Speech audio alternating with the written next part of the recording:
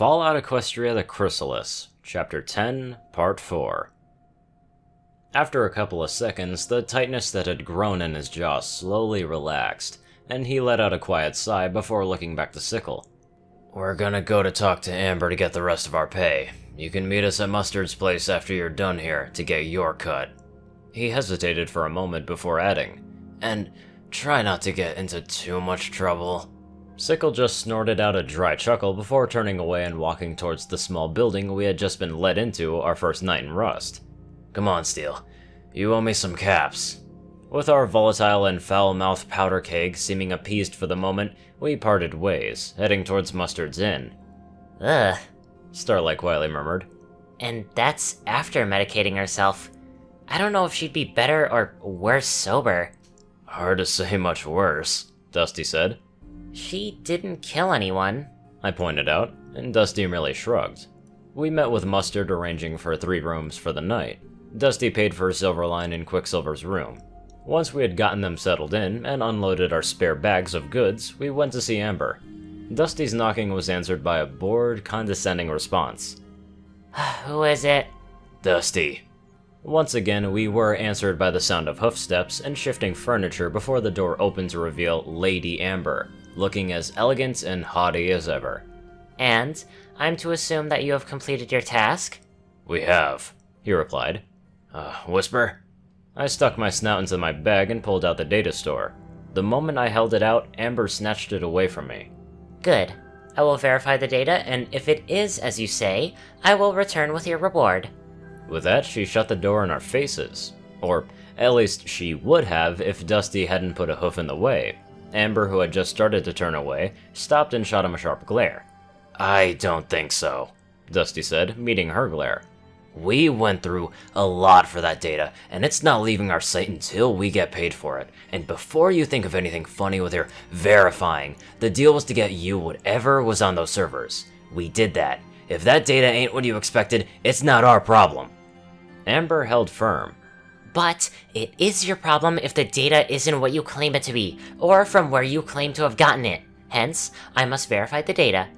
"Then you do that," Dusty said. "But that thing's staying right here where I can see it until we've got our caps." Amber tilted her head ever so slightly, regarding him for several seconds. Fine. One of you may enter and watch over it while I check the data. "All of us."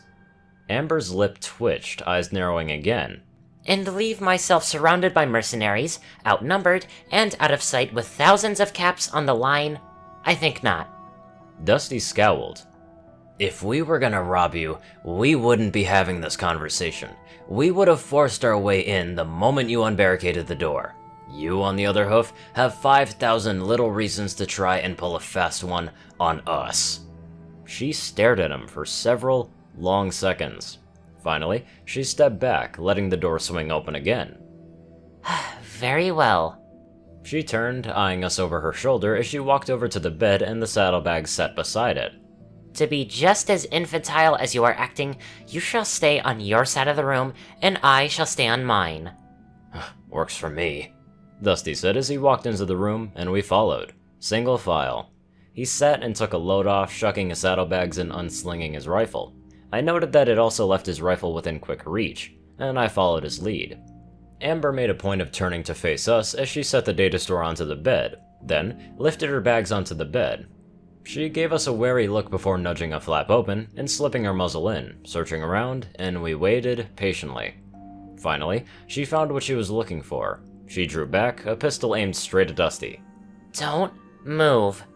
Dusty twitched, but thought better of trying to outdraw the mare who already had a pistol leveled at him. I have to admire his composure though. The shock of adrenaline tore at my nerves, and I had to fight to keep myself still. Dusty, however, looked perfectly calm, though I could see the fire in his eyes. "You don't want to do that." Amber mumbled around the grip of her pistol, and Dusty merely blinked. "You're not very good at that. I can't understand a thing that you're saying." Her eyes narrowed, and she pointed the muzzle of her gun towards his hooves, then gestured upwards. Reluctantly, Dusty raised his forehooves, and Starlight and I followed suit. Keeping her eyes on us as best as she could, Amber reached a hoof into her bag. After a couple of tugs, I was relieved to see her pull on a computer cable from the bag. She blindly fumbled with the data store until she got the cable plugged into it.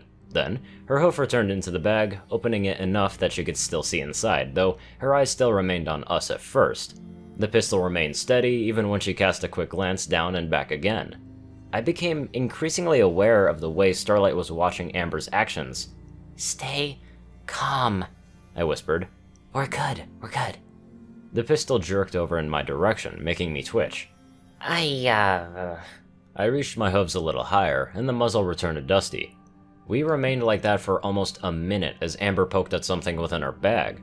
I heard the occasional quiet beep, and finally, her shoulders relaxed. Keeping her eyes still locked on us squarely, she crouched down, reaching under the bed.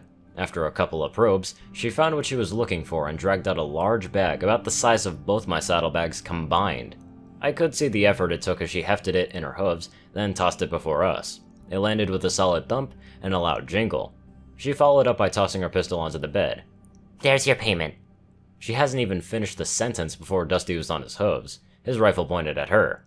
He practically growled around the bit, speaking much more clearly than she had. I don't appreciate being held at gunpoint by my so-called employer. And I don't appreciate being intimidated and bullied by 2-bit thugs that kill other ponies for caps, she replied, glaring haughtily down her snout.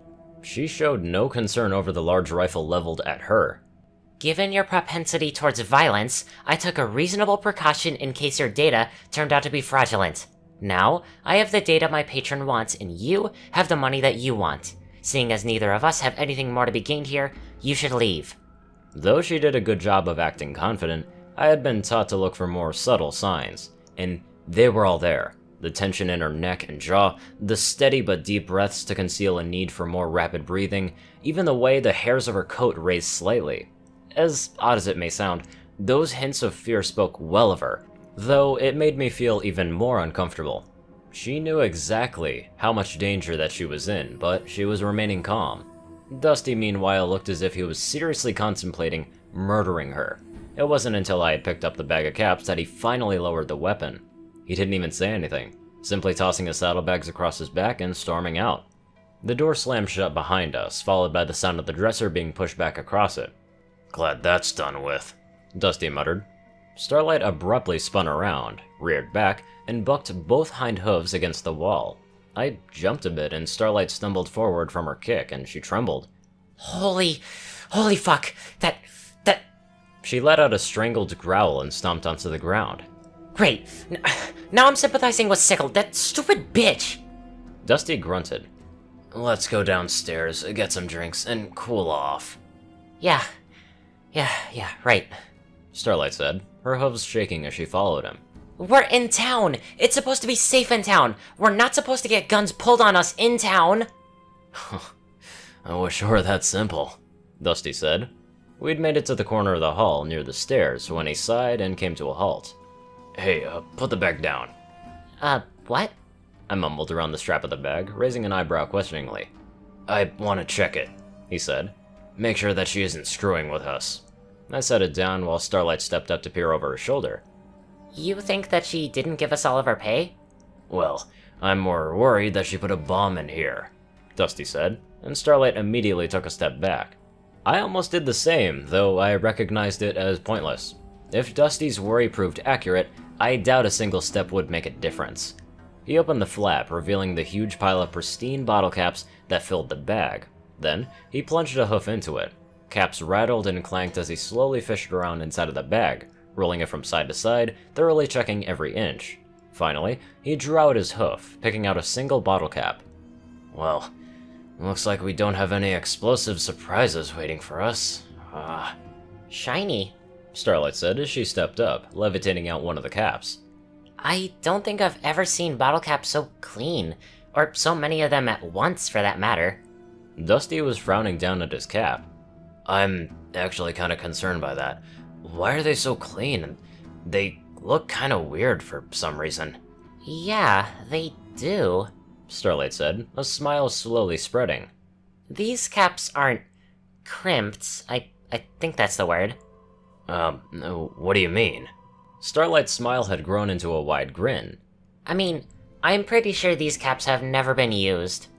Dusty continued to stare at his cap for a few seconds before his ears shot up, his eyes widening, and he turned to Starlight. "You don't think..." Uh-huh. Starlight grinned, flicking her cap into the bag. That explains how her mystery patron guy has so many caps to just throw around. Dusty gave a low whistle, looking back to the cap in his hoof with something bordering on reverence. Feeling entirely out of the loop, I had to step in. I have the feeling I'm missing something again. Starlight chuckled. Okay, so you know how much soda ponies drank back before the mega spells, right? Alright, let's see. The population of Equestria, times the percentage that drank soda, times the average number of bottles consumed per day, and the answer was... A lot. A hell of a lot. Starlight said.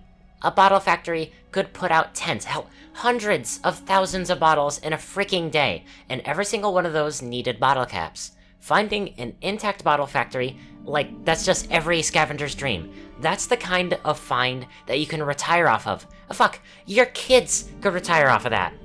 Well, if you live that long, Dusty said, placing his cap back into the bag and closing it before looking at me. So, have you heard of... Well, right, you lived under a rock. He looked to Starlight.